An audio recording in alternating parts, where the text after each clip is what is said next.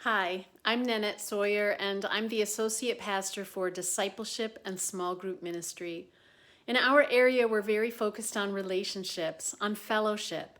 And so we've been keeping very busy this summer helping all of our small groups and interest groups and activity groups shift over into Zoom. While we would rather be together in person for sure, we're doing our best to learn to stay connected in new ways. We're committed to our relationships to each other, to meeting and welcoming new people, and to continuing to grow and thrive as a church. We've shifted all our groups over into Zoom, including our women's and men's Bible studies and book groups, our fellowship gatherings and faith discussion groups. Even the knitting and crocheting group is beginning to knit and crochet while visiting together on Zoom. They continue to make items for donation to those who need hats and scarves, gloves, shawls, and sweaters. We're also moving our monthly Cornerstones program to the Zoom format starting in September. We won't be able to have dinner together, but we will be able to mingle and visit and hear fascinating guest speakers share their knowledge and wisdom with us. The Benevolent Guild is one of the oldest groups in our church. Before the pandemic, they were making stuffed animals and what they called taggies for children in hospitals to play with. As we entered this time of global pandemic, the Benevolent Guild invited other seamsters to join them in making much-needed face masks. At this point, they've made and given away over 1,000 homemade face masks to hospitals, medical centers, group homes, and even the staff and volunteers at Fourth Church. Well, they have a new project they're dreaming up and beginning to make a reality, and that's making fidget mats for adults experiencing dementia. These fidget mats give people something to do with their hands, buttons and tags and zippers and other things to fidget with. Another group that has shifted from having brunch after church every month to meeting monthly on Zoom is our LGBTQIA group.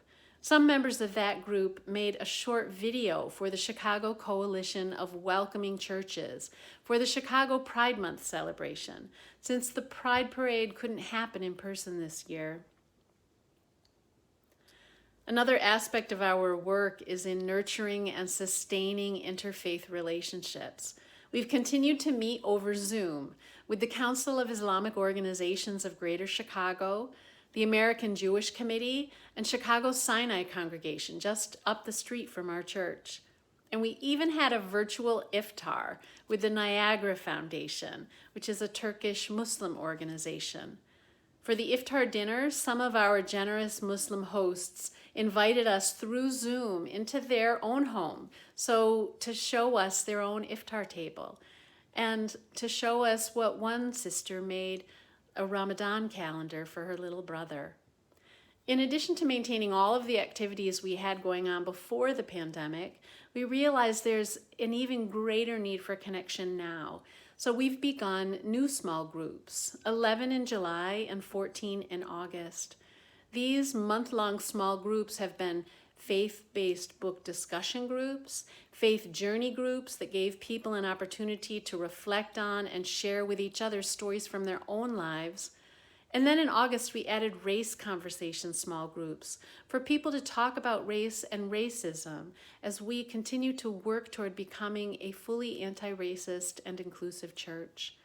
We will continue to offer small group series in the fall as we continue to learn what kinds of groups work well and what people are longing for. And finally, I have to mention the coffee hour. We've been experimenting with virtual coffee hour, using the Zoom technology to help people mix and mingle with each other. To meet in consecutive small groups, we've been having great fun at coffee hour and getting to know people that we might not have met otherwise. Deacons and Stephen ministers, the Volunteer Ministry Council, and the champions who help new members get connected have all been present and hosted various coffee hours, showing their kindness and building new friendships and new connections with people who attend. So if you haven't yet, you should definitely check out coffee hour after church one day. You can find the coffee hour or get involved in any of the things I'm talking about simply by watching for the Zoom links in our church e-newsletter, our website, or our Facebook page. or by reaching out to Ann Ellis, our wonderful program manager, or you can reach out to me. Let us know what you're looking for, and we'll do our best to help you get connected. We belong to each other, beloveds, and we belong to God. So be of good courage, be strong, and be kind.